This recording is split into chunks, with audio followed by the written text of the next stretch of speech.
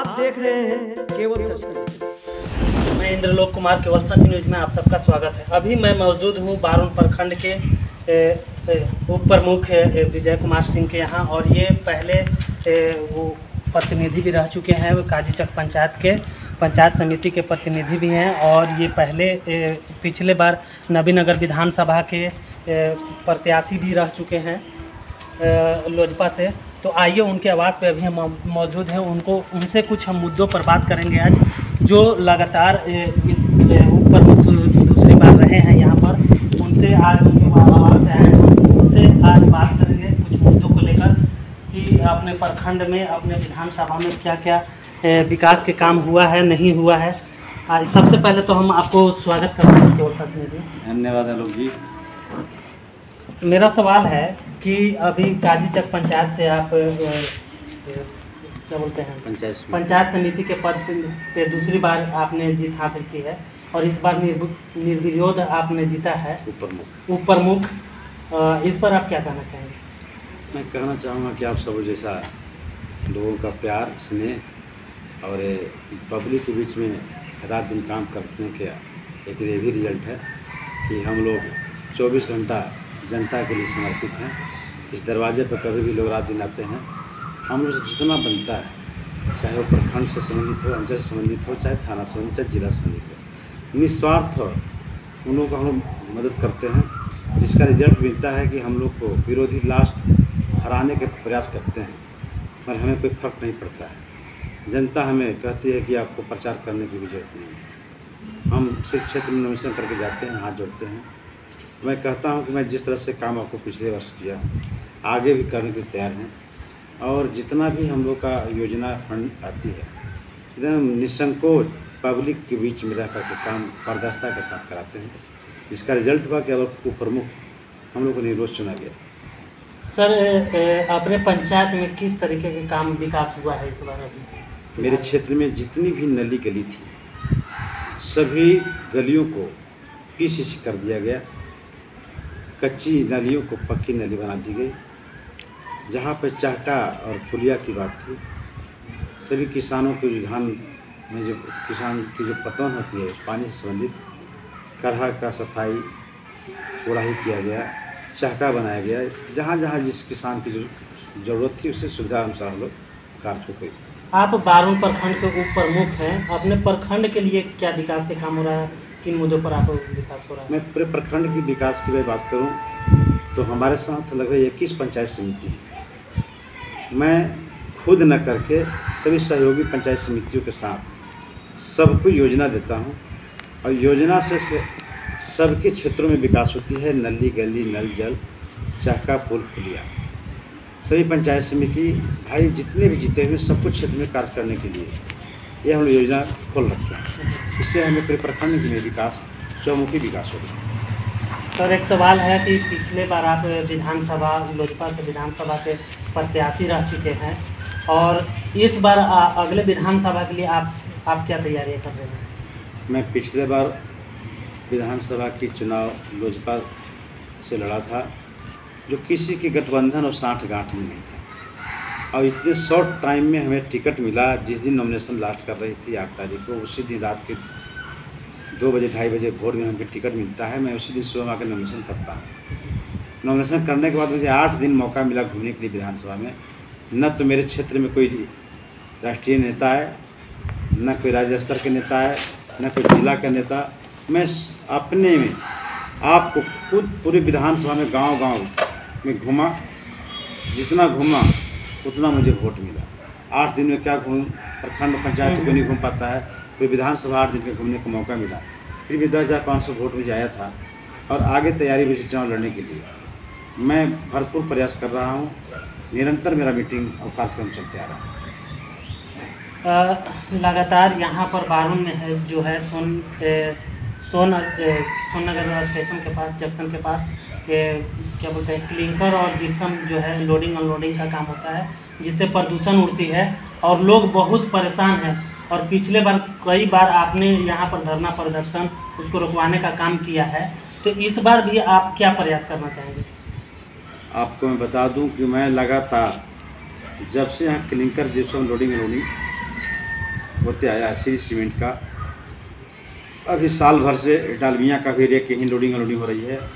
पहले 2-3 रेक महीना में हुआ करता था, आज महीना में करीब 90 से 95 रेक लोडिंग अनलोडिंग होती है, वो भी जिप्सम और क्लिंकर का।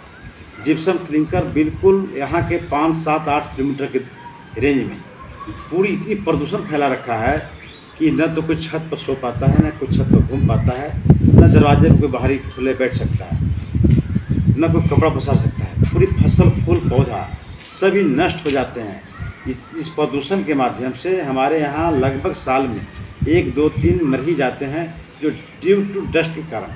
अभी आपने देखा होगा कि 1 महीना पहले लोग हमने बंजारी गेट के पास धरना प्रदर्शन किया था प्रदूषण के खिलाफ में, जो हमारे सभी मीडिया कर्मी भाई भी आए हुए थे और थाना प्रभारी आए हुए थे, BDO साहब जो अंचल के प्रभार में थे वो भी आए हुए थे। हम लोग को धरना करीब दिन भर चला। उसी बीच में हमें SDO साहब विजय कुमार ने बुलाया और कंपनी के साथ बैठकर बातचीत की गई कि रेक लोडिंग अनलोडिंग होती है उससे मात्र 10 फीट की दूरी पर, 5 फीट की दूरी पर बच्चों का विद्यालय है, वहाँ बैठने का जगह नहीं है। सीट पर एकदम बेंच टेबल पर डस्ट भरी रहती है, जिसके कारण बच्चे वहाँ पढ़ नहीं पाते हैं, शिक्षक बैठ नहीं पाते हैं। मैं इसका आवाज़ उठाया था तो कंपनी बोला था कि मैं इस पर सुधार बहुत जल्द कर दूंगा। अभी कोई सुधार नहीं हुआ है। मैं बोला था पानी का स्प्रेडिंग करने के लिए जहाँ पर लोडिंग अनलोडिंग होती है वहाँ बंद बॉकेट से लोडिंग अनलोडिंग किया जाए, वो भी नहीं किया गया। वहाँ शेड लगाने की बात आई थी कि शेड के अंदर में लोडिंग अनलोडिंग करिए, वो भी नहीं किया। इस आवाज़ को सुनकर हमारे महाबली बाबू सांसद ने क्वेश्चन उठाया और DM से क्वेश्चन भी किए। DM साहब अंचल से क्वेश्चन किए कि आप वहाँ स्थल निरीक्षण कर बताएं कि क्या सही में वहाँ प्रदूषण उठती है। यहाँ की जो मनोरमा, ये क्या नाम है, मनोरमा देवी अंचल अधिकारी के पद पर भी हैं, प्रभार में हैं, उन्होंने स्थल निरीक्षण किया। मगर स्थल निरीक्षण करके उन्होंने पत्र भी DM साहब को भेज दिए हैं कि यहाँ बिल्कुल बादल सा छाया रहता है, कहीं दिखता नहीं है, कुछ दूर दूर तक नहीं। बगल में 50 फीट की दूरी पर रेलवे स्टेशन सोनगर जंक्शन, वहाँ जब ट्रेन की इंतजार पैसेंजर करते हैं तो 5 मिनट प्लेटफार्म पर रुक नहीं सकते हैं, बैठ नहीं सकते हैं, इतनी डस्ट उड़ती है। यह देखने का चीज़ है। अगर मैं कुछ कह रहा हूँ तो उस पर आप लोग खुद मीडिया के लोग हैं, जाकर देख लीजिए कि प्लेटफार्म की क्या दशा बनी है। जब प्लेटफार्म की ऐसी दशा बनी है तो वहाँ पैसेंजर 5 मिनट वेट नहीं कर सकता है ट्रेन का, कि हम किसी ट्रेन का इंतजार कर सकते हैं, हम ट्रेन को पकड़ सकें। अब इससे साफ जाहिर होता है कि प्रशासन पैसा लेकर, कंपनी से पैसे लेकर के इस प्रदूषण को फैला रहा है। घनी आबादी में लोडिंग अनलोडिंग का आदेश दिया। मैं तो आरोप डायरेक्ट प्रशासन पर लगाऊंगा कि किस गाइडलाइन के तहत प्रदूषण को घनी आबादी में लोडिंग अनलोडिंग का आदेश दिया है। यह प्रशासन पर प्रश्न क्वेश्चन उठता है कि कहीं न कहीं से कोई जरूर पैसे की बात है, नहीं तो ऐसे लोगों के बीच में जान लेने के लिए तत्पर नहीं है। आपने आवाज़ उठाया था कि गाड़ियों पर जो जिप्सम लोड होता है उसको अंडर लोड रखना है, लेकिन फिर भी लगातार यहाँ से जो भी गाड़ियाँ लोड होती है लगातार जो है ओवरलोडे ही जाती है। इस पर प्रशासन के द्वारा कोई कार्रवाई नहीं किया जाता है। देखिए ये साफ जाहिर है, मैं बार बार कह रहा हूँ कि प्रशासन का मिली भगत है इसमें।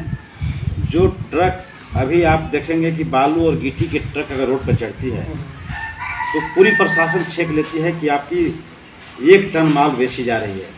श्री सीमेंट और डालमिया का माल यहाँ अनलिमिटेड, जिसकी जितना लोड करने की क्षमता है उतना लोड करके जाती है। यहाँ कोई पूछने वाला नहीं है। यहाँ आप मीडिया के लोग हैं, आप जाकर देख लीजिए कि खुले बिना पर्दा खुला रहता है और डस्ट उड़ाते हुए यहाँ से औरंगाबाद चले जाते हैं। आप बंजारी गेट से लेकर के मोड़ तक देख लीजिए, क्लिंकर का इतना बड़ा बड़ा टुकड़ा रोड पर बिखरा पड़ा है।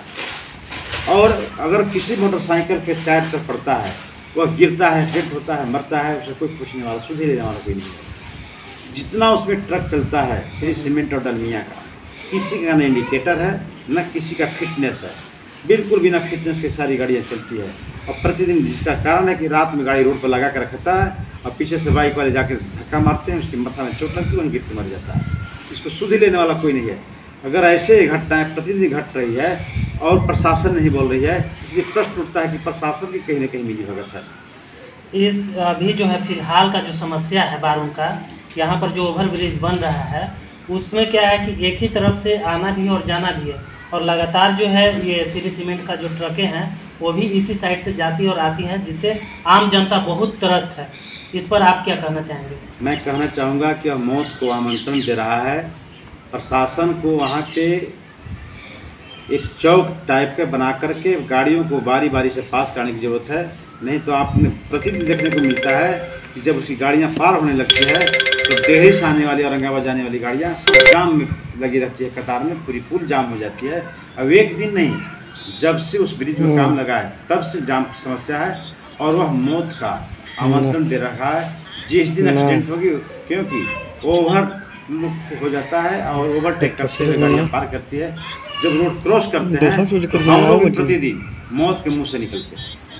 एक और समस्या है कि यहाँ लगातार जो है ये क्या बोलते हैं, रेलवे क्रॉसिंग के पास बालू जो है गिरा हुआ रहता है, जिससे आम लोग परेशान हो रहे हैं। मोटरसाइकिल वाला कभी भी गिर जाता है, तो इसको लेकर आपने पहले भी प्रयास किया है, बहुत बार उसको साफ करवाया है आपने, और ये अजय सिंह ने भी, तो इसको लेकर अगला प्रयास क्या होगा आपका? देखिए, हम लोग जब से सोननगर में रहते हैं, उस पुल में चाहे बालू भर जाए या पानी भर जाए बरसात में, उसको साफ करने का जिम्मा हम लोग को मिल जाती है। जैसे लगता है कि हमें टेंडर सरकार दे रखी है कि आप ही लोगों को साफ करना है। ऐसी बात नहीं है, यहाँ की आम जनता की समस्या है। हम लोग प्रतिनिधि होने के नाते, या प्रतिनिधि नहीं थे उसके पहले भी, हम लोग जब देखते हैं कि कष्ट में है तो वहाँ हम लोग JCB पोखरण डोजर से लगा के हम लोग वहाँ के बालू साफ कराते हैं। पर साफ कराने का भी एक सीमा है। हम लोग आज साफ करते हैं और रात भर में पुनः भर जाती है। इसकी जिम्मेदारी प्रशासन को भी करना चाहिए कि जो इतनी तेज़ी से गाड़ियाँ पास करके बालू गिराते हुए जाती है, कि एक दिन साफ करेंगे, दूसरा दिन